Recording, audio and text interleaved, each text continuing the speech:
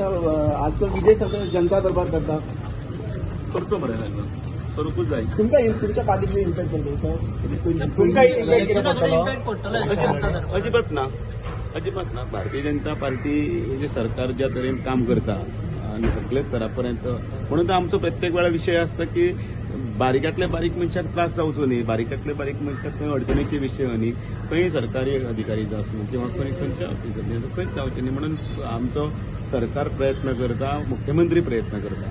पक्षाच्या संदर्भात कितें आसता म्हाका विचार. तुम्ही कितें करतले दरबार विनाय कितें करतले भारतीय जनता पार्टी.